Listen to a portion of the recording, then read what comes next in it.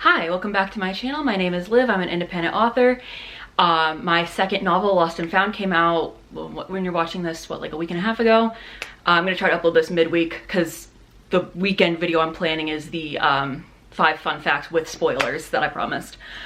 I just realized that I never made this video, which is about my Neopets story that got published this year, which feels like a lifetime ago, but I guess it was only 14 weeks because 7 parts comes out every other week. Which, again, I wrote when I was 15 and made minor changes to, most of which were just control replace characters' names that I wasn't attached to anymore, in 2023 or early 2024 when I was trying to submit it for the 100th issue, or 1000th issue that it did not get into. But yeah, I said I was gonna kind of do a reflection on it after the last part came out, which was a week ago now.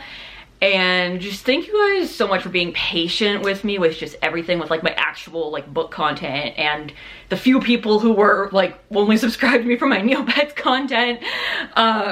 Just honestly, just this past month has just been absolutely insane mentally.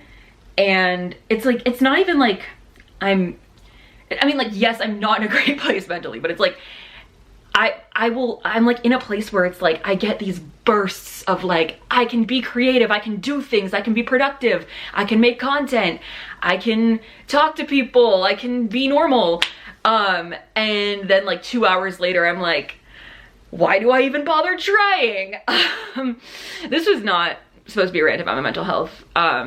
But long story short, I am going to have like kind of a life update video coming in the next couple of months. I'm just kind of waiting to finalize some details of some things and before I like broadcast them to the world, but there is a big update coming.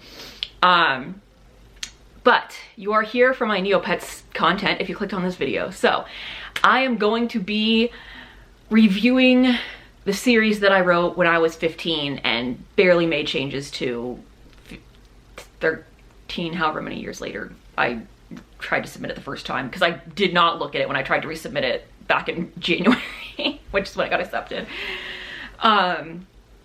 Yeah, so the premise is that you have Sage, this very well-to-do, well, no, she's rich. She's like filthy stinking rich, because of course all my like self-insert protagonists when I was in middle school and high school were filthy stinking rich because I wanted to be filthy stinking rich, but my parents, I think but my parents were divorced, so we had we did not have a 2-income household, so we had, and my mom was making probably less than I make now as a teacher, trying to, I don't know how she kept me alive for 18 years on that salary, honestly. More than 18 years. I lived with her till I was 22.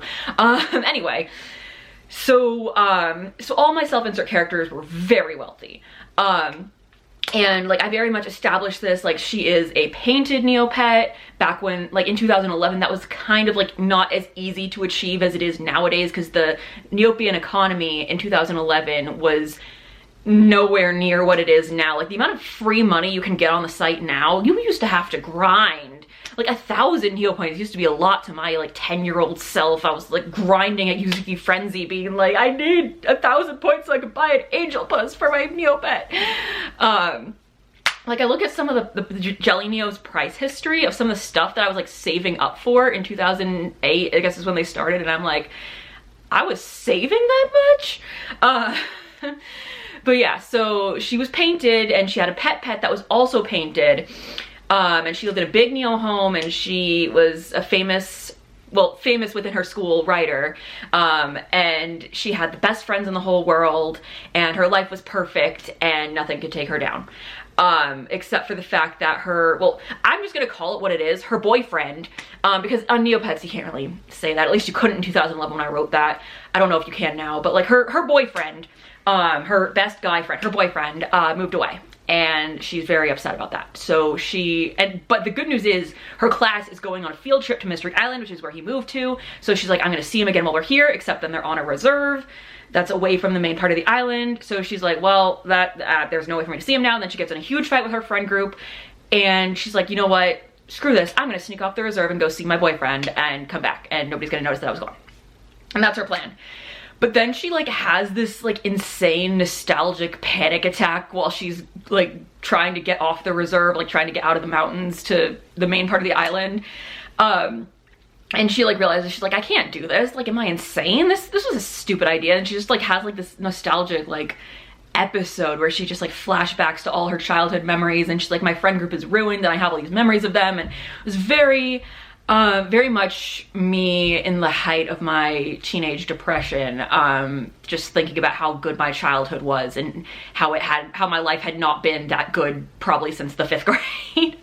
Not to say I didn't have great friends in high school and all that, but like, just like, I don't think I got over my 6th grade friend group schism until the summer after my sophomore year of high school, when I was like, oh, something worse is happening to me now. So genuinely, like, I did not get over that for years. And at the time I wrote this, it was in the spring of my sophomore year of high school, so before the summer. And so that was still like the biggest thing I'd ever been through, in my opinion. And so it was still weighing very heavily on me. And I was like, my life will never be as good as it was in the 5th grade before the schism happened. And so I was like channeling that into that character, because I always used to think like, if I just go back to our field trip to outdoor school that we went on and just change the way that went, everything would have been fine in the 6th grade. Everything would have been perfect, and it was all my fault. I screwed everything up. So I would frequently write about characters going on a field trip to some version of outdoor camping, outdoor school camp, something like that. And a friend group having a fight, and just different variations of what happened next. In this case, it was my character running away. And another very important thing to know about me in my teen years is that from 8th through like the middle of 11th grade, I had a crush on the same guy who, after 8th grade, did not even go to my school. I didn't see this guy, like, except in my head. Like, I thought of him all the time, rarely ever messaged with him on social media. Like, occasionally, he wouldn't accept my friend request, but I would message him, and occasionally he'd message back. Not often. We would very rarely have a conversation. I don't even think we ever actually had a conversation. He did not like me back, and I do not blame him. I was insane. I was like, something was wrong with me besides the performative heterosexuality. Like, something was wrong with me. I don't want to blame the undiagnosed autism, because like, I was insane. In middle school, when we were like doing the bulk of our interacting with each other, and I did get better over the years, but it took a long time for me to like not act like that. And but I had a huge crush on him. I was convinced like one day he's going to realize his true feelings for me, even though we never see each other or talk, and we're gonna fall in love. And so whenever I wrote a self-insert about myself, then this crush was also, he would get a character that was, and I want to say based on him, like appearance wise, and like the very few things I knew about his personality. Because I never got to know him enough to actually base a character off of what he was like as a person. And of course these are Neopets, so it's not really based off of his appearance. He's a plushy Shoiru that I named Stitches after my favorite Animal Crossing character, who is still to this day my Animal Crossing husband. Like, you will take that man from my cold dead fingers. He is everything to me. The Animal Crossing character, not the self-insert crush Neopet situation. But like when I write about like real self-insert stuff, then Stitches would be, or I'd give him a name that wasn't Stitches because it wasn't a Neopet. And he would be just looks wise based off of that crush. So then Stitches in the Neopets version was supposed to be based off that crush. And as she is going, or as Sage is going to meet, or to sneak off the reserve and meet her boyfriend, has that panic attack, low-key blacks out, Stitches happens to be hiking up in the mountains and finds her and takes her into his home, where he lives with a bunch of runaway pets who like escaped the pound and never got caught by the police for some reason, and just all live on their own and are thriving and like making a ton of money because they live in a very nice house and can afford things like concert tickets and fancy stuff. I don't know. And then she wakes up and he's like, he essentially kidnaps her.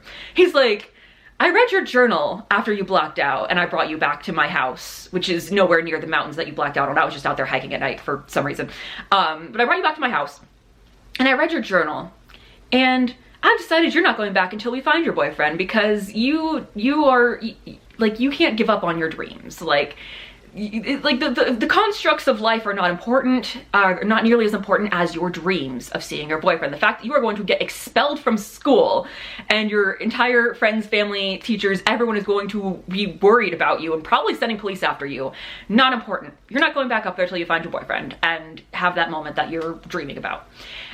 And because I had no concept of how anything worked. Like I'd like to think that I at least knew that wasn't realistic and I just didn't care. When I was reading it now, as each part came out, I read it for the first time in however many years. And I was like waiting, I was like, is she gonna mention that like the police are gonna come after her? Like people are gonna be worried, like she's spending a whole day like hanging out with this family and going to concerts and going shopping, and is she not like, is nobody out looking for her at this point? Like, and then she's like on the public beach. So it's like if genuinely, like if they had sent somebody out looking for her, she is on the public beach, like not in a disguise, just out there in the open. Which is where she ends up running into her boyfriend, whose name is Jordan, who is for some reason not at school. And then like they have this very awkward moment and she's like, that was not what I was dreaming of. And then she like has this whole crisis and she's like, wait, I think I'm actually attracted to Stitches. And as best as I could convey this using Neopets constructs, I was like, I think I might actually be attracted to Stitches. I don't know what to do. Maybe I'm in love with him even though I just met him and I don't have those feelings for Jordan anymore. I don't know what to do. And then Stitches is like, well, because she like confides in him and is like, I don't want to go back, or it's gonna be really hard for me to go back, like I'm gonna be in so much trouble, my friends are still mad at me, like all this stuff. And he's like, well, what if you just don't go back? What if you just stay with us? And she's like, that's insane. Okay, basically that's how it happens. And she's like, yeah, but first I need to go break up with Jordan. And then so she does that, and then she writes a letter to have Stitches go deliver to the reserve where her school is and be like, hey, I snuck off the reserve. Well, she like frames it. She's like, I saw a bug and got distracted and I fell and I blacked out and this guy happened to be hiking in the mountains and instead of taking me back to the reserve, he took me to his house. But I didn't sneak off the reserve, I fell. And she's like, basically, but I'm gonna stay with him. And they're supposed to be around the same age. It's not that kind of kidnapping, but like, it's like low-key kidnapping. But she's like, I'm going to stay with him and these pets and we're gonna be happy and screw my friends back home, my family, my education, all of that. Like, just screw it all. Live in the moment. No consequences. Which, to be fair, like the mental state I was in spring of 2011, like if I had the chance to just like continue life as usual, where I was like constantly grounded for failing math and constantly trying to keep up with homework when like I had no energy to do anything but survive most days. And like just the social situations that I was in at that time in my life, like if I had the choice between all of that, or if my crush had decided that he did like me back and was like, run away with me. But so like, let's just say, I mean, for story's sake, we'll say they have an equal amount of money because Sage is filthy rich and for some reason these people have a lot of money, but I don't know. So, but like so if he's like, if my crush was like, money aside, like don't worry about money, run away with me and we'll live happily ever after. Yeah, I would have done it. No question. The mental state that I was in, like I would have had no problem doing that. Like me and my dad were not getting along at all. Like that was the year that I like basically like protest moved out of his house by like just taking more and more stuff back to my mom's house secretly each weekend. And then just packing a suitcase when I went over there instead of leaving stuff there. Like I would have been fine leaving that situation. My mom may have been a little harder, like speaking in terms of me being 15. My mom would have been a little bit harder. The thing that gets me though, because obviously she had to have a painted pet because she was filthy rich and I needed to explain, like obviously she would have a painted pet if she was that rich in Neopets in 2011. But she's like totally fine never seeing that pet again. I wouldn't leave Sugar. I would have taken her with me. Like, I know the situation's a little bit different because she couldn't get home first and pack up any of her things and take the animal, but like, I wouldn't have left Sugar. I'd like to think I wouldn't have left Sugar. I don't know. Actually, 15-year-old Liv, I really, really loved Sugar, but like, I would have done anything for that guy. Embarrassingly so. Like, it was like the compulsive heterosexuality that I was in at that point in my life was wild. Like to think about how like down bad I was for that man and just ended up being gay and realizing it was compet the entire time, like, wild to me. But anyway, like, and if he's watching this, he's like, you put me through all that bullshit only to end up gay? Yes, I did. I'm sorry. But yeah, so but yeah, that's I feel like that's how I justify the ending being so wild, is that I absolutely would have done that when I was 15 and wrote that story. Like, there would have been like almost no hesitation, if any hesitation. Yeah. Reviewing it as a 30-year-old, so 15 years later, I don't love it.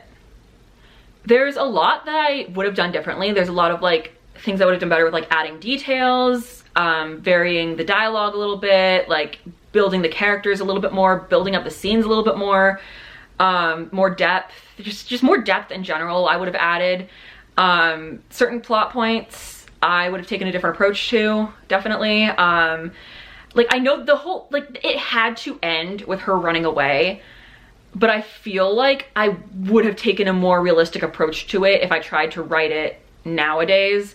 Like, I would have her like leave the note letting everybody know she's fine, but then she would be like wearing a disguise all the time. Like, she would get painted a different color, maybe even morphed into a different species so that nobody would recognize her because they're all looking for a purple Kachik. Or is she a purple Kachik? I know she was when I first wrote it. I don't remember if I changed that.